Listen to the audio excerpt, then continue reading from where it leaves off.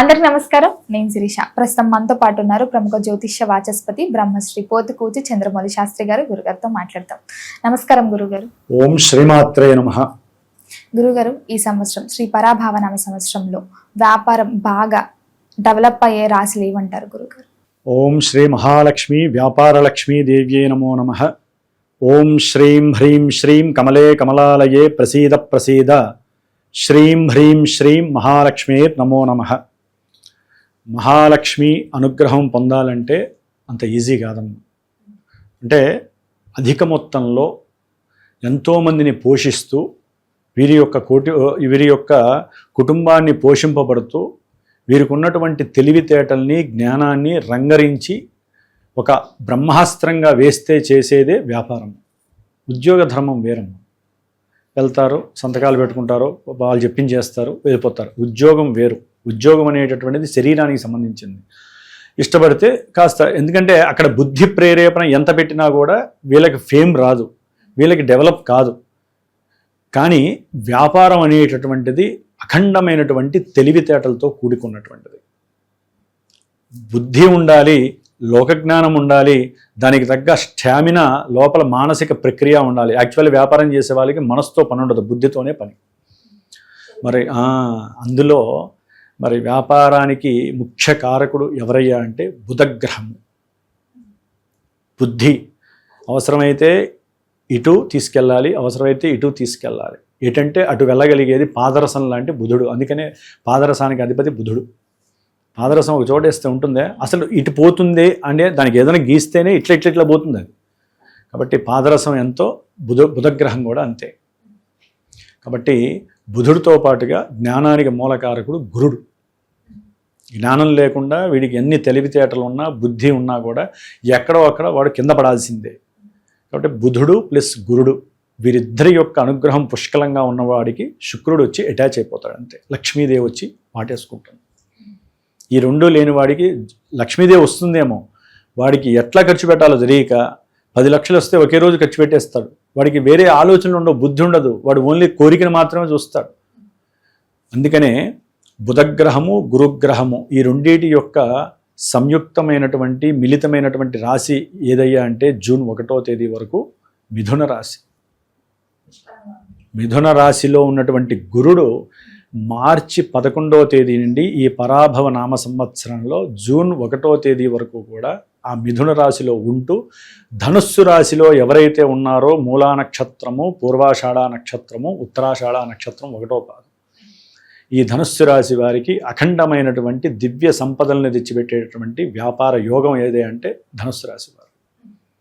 అంటే వారు పెట్టేటటువంటి పెట్టుబడులు, అది ఏ రకమైన ఇంటర్నేషనల్ బిజినెస్లు కావచ్చు, వాయు సంబంధితమైనటువంటి విషయాలలో కొంతమంది హెలికాప్టర్కి అసెంబ్లీకి సంబంధించింది, ఇంకా లేకపోతే ఆక్సిజన్కి సంబంధించినటువంటి సిలిండర్స్ ఉంటాయి చూసారు, వాయువుకి సంబంధించింది ఏదైనా సరే పెట్టేటటువంటి ఆ లింకుడు ఉన్నటువంటి బిజినెస్లు ఏవైతే ఉన్నాయో, ముఖ్యంగా ఫైనాన్స్కి సంబంధించినటువంటివి, అంటే మీడియేటర్గా ఉన్నటువంటి బిజినెస్లు చాలా ఉంటాయమ్మా. ఫైనాన్స్, బ్యాంకింగ్ ఫైనాన్స్లు కావచ్చు, లేకపోతే అప్పులు ఇచ్చేటటువంటి ఫైనాన్స్ రంగంలో ఉన్నటువంటి వ్యక్తులు కావచ్చు, వీళ్ళు ఎవరైతే మధ్యవర్తులుగా చలామణి అవుతూ ఉంటారో ధనుస్సు రాశి వారికి సంబంధించి వారి యొక్క ఆలోచనతో పాటుగా జ్ఞానంతో పాటుగా డెవలప్ అవ్వాలి అనేటటువంటి యోగము ఇంకా ఎక్కువైపోతూ ఉంటుంది. గురుడు ఎక్కువ ఇచ్చేస్తాడు. ఇప్పటిదాకా 4 నెలల బట్టి వాళ్ళు ఏది చేద్దాం అనుకున్నా సరే ముందుకు వెనక్కి వెళ్తున్నారు, ఆగిపోతున్నారు, ధైర్యం సరిపోవట్ల.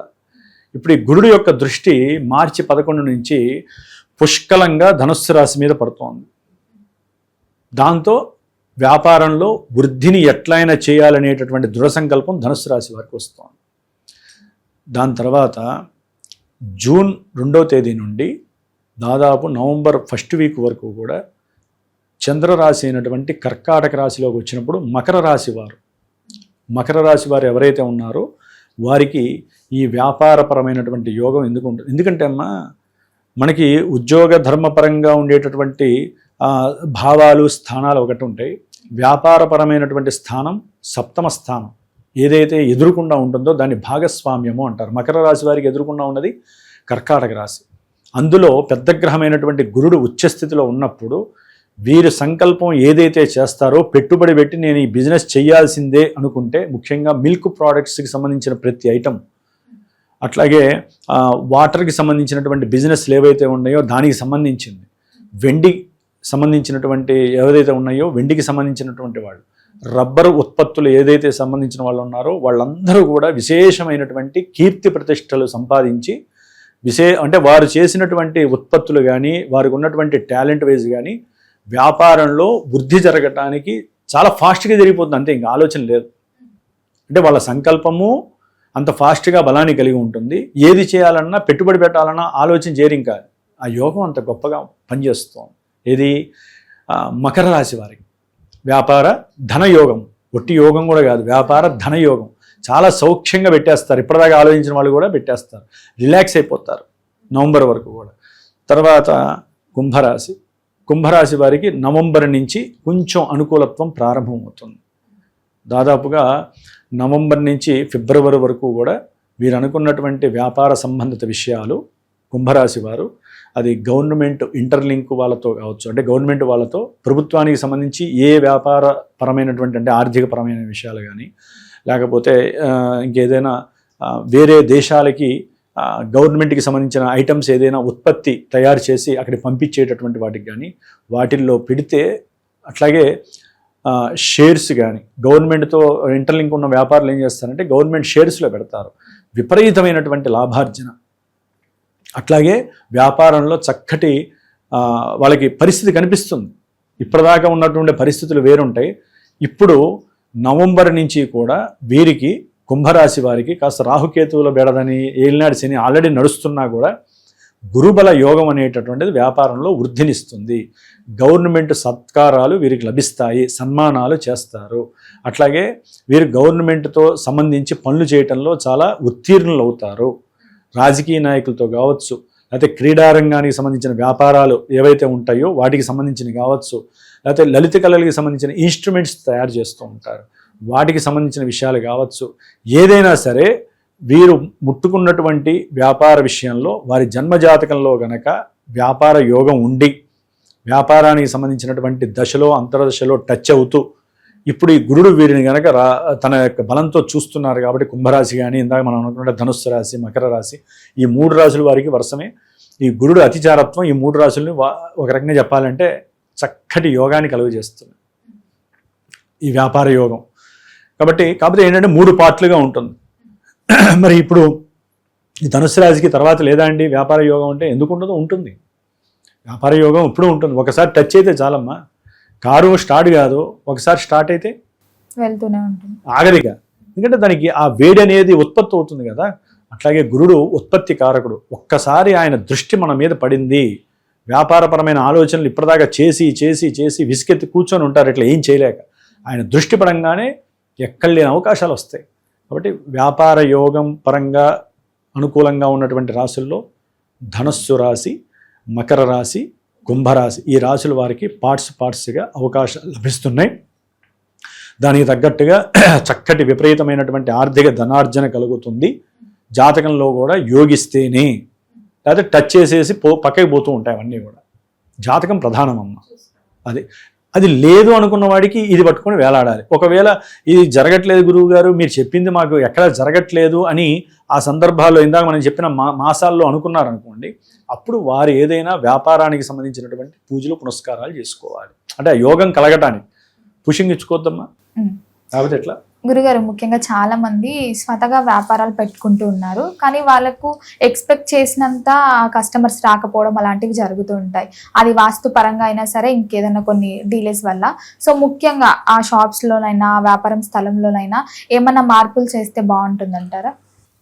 అమ్మ, వ్యాపారము అనేటటువంటిది ఆ పొజిషన్లో చేసేటువంటి వాళ్ళు కొంతమంది చాలా 10 లక్షలు, 20 లక్షలు, 50 లక్షలు పెట్టుబడి పెడతారు. కానీ చూడడానికి ఒక 10 మంది 12 మంది చక్కగా లోపల పనిచేసే వాళ్ళు ఉంటారు. ఆకర్షణ మాత్రం ఉండదు. అది నరఘోష అనుకోండి, లేకపోతే వీళ్ళ కర్మ ప్రారంధం అనుకోండి, వీళ్ళ జాతకం అనుకోండి. ఎందుకంటే నేను ఎన్నో చూసిన వాళ్ళు ఉన్నారు వ్యాపారంలో, వాస్తుపరంగా చూసి వాటిని కొంచెం పూజల పరంగానో యంత్రాల పరంగానో. ఇక్కడ ఏంటంటే అమ్మ, వ్యాపారానికి యంత్రము చాలా ప్రధానం. యంత్రము బీజాక్షర సంపుటితో కూడి ఉంటుంది. ఆ యంత్రం అనేటటువంటిది పైనుంచి లాక్కుంటూ ఉంటుంది. ఈ బీజాక్షరాలు శక్తుల్ని లాగుతూ ఉంటాయి. అంటే బీజాక్షరాలు నొక్కే ఇప్పుడు రోడ్డు మనకేదో పూజా స్టోర్స్లో దొరికే 70 రూపాయల యంత్రాలు 100 రూపాయల యంత్రాలు పెట్టుకుంటే బెడిసి కొడతాయమ్మా. అవి కాదు, అవి చెక్కే వాళ్ళు ఉంటారు. ఒక మంచి రోజు కూర్చొని చక్కగా ఆ యంత్రాన్ని చెక్కుతారు. దాని పరంగా మళ్ళీ దానికి 3 రోజులు అధివాసాల పూజలు చేస్తాం మేము. పీఠంలో పూజలు చేస్తాం. ఆ పూజలు చేసిన తర్వాత ఒకరోజు పాలల్లో, ఒకరోజు ధాన్యంలో. యంత్రం అంటే దేవతా ప్రతిష్టలకు చేసే యంత్రం ఎంతో వ్యాపారంలో పెట్టే యంత్రాలకు కూడా అదే పూజలు చేయాలి. చాలామంది అమ్మ, అంటే నాకు కన్సల్ట్ అయిన వాళ్ళు చూస్తూ ఉంటాను, కొంతమంది వ్యాపారము వృద్ధి కావాలి, వ్యాపారంలో విపరీతమైన ధనార్జన కావాలి. ఓకే గురువుగారు పెట్టేస్తాము, యంత్రం పెట్టేస్తాము, ఎంత అవుతుంది? మరి ఇవన్నీ చేయకుండా యంత్రం ఒకటి ఇస్తే ఏమవుతుందమ్మా? 4,000 5,000 యంత్రం వరకు ఇచ్చేస్తాం గంధం పూసేసి. మరి దానికి పోషణ చేయాలి కదా. బీజాక్షరాలని పోషించకపోతే ఎక్కడ బలం వస్తుంది? కాబట్టి ఆ బీజాక్షరాలను పోషించాలంటే ఈ అధివాసాలు చేయాలి. హోమం యజమాని కూర్చొని ఆ వ్యాపార స్థలంలో ఆ యంత్రాన్ని పెట్టుకొని 4 బ్రాహ్మణులతో హోమం చేసి, లక్ష్మీ గణపతి హోమము, వ్యాపార లక్ష్మీదేవి కలువపులతో హోమం చేయాలి. అట్లాగే ఇంకా ఏదైనా వాస్తు దోషాలు ఉన్నాయనుకోండి, కొంతమంది ఏంటంటే కరెక్ట్గా ఉన్నాయి కట్టుకోరు, బ్యాలెన్సింగ్ అవుట్ అయ్యేవి ఉండే విధంగా ఉంటాయి. వాళ్ళు కాస్త సుదర్శన హోమాలు లాంటివి చేసుకోవాలి. ఇట్లా మల్టిపుల్గా వ్యాపారానికి సంబంధించి హోమాలు చాలా ఉంటాయి అన్న, అవి చేసుకోవాలి. అట్లాగే కొంతమంది వ్యాపారానికి గుమ్మడికాయ ఒకటే కడితే సరిపోదమ్మా. అన్నిటికన్నా లోపల యంత్రం చాలా ప్రధానము.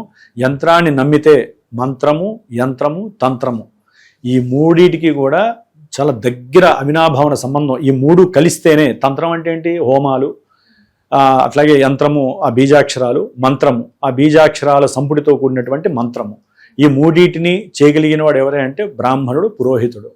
మరి వాళ్ళని కూర్చోబెట్టి మీరు 10 రూపాయలు పోషించి చేయకపోతే మీకు యంత్రబలం ఉండదు. ఇట్లాగే వడ్డీలు కట్టుకుంటారు చాలామంది, వాళ్ళందరికీ కూడా జీతాలు ఇస్తారు, పూజ చేయడానికి మాత్రము వాళ్ళు మేము భరాయించలేము అంటారు. భరాయించలేనప్పుడు అడగకూడదు ఏది కూడా. అంటే నేను అలా అందరూ అట్లా ఉంటారని కాదమ్మా. కొంతమంది వ్యాపార స్థలాల్లో ఇట్లా ప్రతి సంవత్సరం హోమాలు చేసుకుంటారమ్మా. అది అందరికీ చెప్పుకునేవి కాదు. హోమం చేసుకొని చక్కగా వ్యాపారాన్ని ఆకర్షణీయంగా చేసుకుంటారు. సరే ఇవన్నీ కాదు గురుగారు, మేము రూపాయి పెట్టుకోలేము. ఒక్క పని చేయండి, ఓం నమో నారాయణాయ అని ఒక చాంటింగ్ బాక్స్ దొరుకుతుంది, అది పెట్టుకోండి వ్యాపార స్థలంలో. ప్రతి క్షణము కూడా ఆ యొక్క మంత్రం నానుడి అవుతూ ఉంటే కాస్త ఆ ఘోషలు ఏమైనా ఉంటే వెళ్ళిపోయి, కాస్త 10 మంది రాకపోయినా ఒక 7-8 మంది అయినా సరే లోపలికి వచ్చి, దాంట్లో ఒక 2-3 అయినా సరే వ్యాపారం, మీ ఏదైతే వ్యాపారం ఉందో ఆ వ్యాపారానికి సంబంధించిన ప్రోడక్ట్ కొనుక్కెళ్తారు. కాస్త అద్దెలకి మీ ఖర్చులకి సమస్య పెట్టుకుంటే, ఎంత పెడితే పిండి కొద్దీ రొట్టెమ్మ. భగవంతుడికి, బ్రాహ్మడికి, ఈ మంత్ర సాధనకి, తంత్రాలకి, యంత్రాలకి మీరు డబ్బులు పెడితేనే అవి మీకు వృద్ధినిస్తాయి. కాబట్టి వ్యాపారం చేయటం కత్తి మీద సాము లాంటిదమ్మా. ఉద్యోగం వేరు, ఈ ఉద్యోగం కాబట్టి ఇంకో ఉద్యోగం. కానీ వ్యాపారంలో ఒక్కసారి ఎవరైనా 10 లక్షలు పెట్టి ఏ మాత్రం నష్టపోయినా వాడు ఎదగాలంటే ఈ జీవితం సరిపోదేమో అనిపిస్తుంది. అలా ఉన్నవాళ్ళు చాలామంది ఉన్నారు. అలా ఎన్నో హోమాలు చేసి వాళ్ళు వృద్ధిలోకి వచ్చిన వాళ్ళు చాలామంది ఉన్నారు. మా ప్రతిభని చెప్పట్లా, మంత్ర ప్రతిమ. ఆ యొక్క ప్రతిభ అంతా ఏంటంటే మంత్రంలో ఉంటుంది, యంత్రంలో ఉంటుంది, తంత్రంలో ఉంటుంది. అది ఎవరు భరాయించాలి, పోషించాలంటే యజమాని పోషించాలి. మీరు 10 లక్షలు పెట్టినప్పుడు దాంట్లో ఎంత భాగం ఉన్నా మీరు ఖర్చు పెట్టి చేయకపోతే ఆ యోగం ఉండదమ్మా, వ్యాపార యోగం నశిస్తుంది.